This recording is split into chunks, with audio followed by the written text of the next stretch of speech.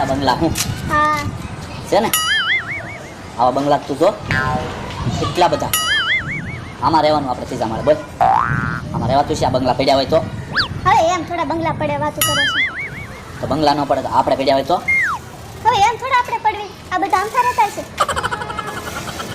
બકુલ કુમાર આ બંગલા કેમ બનાવે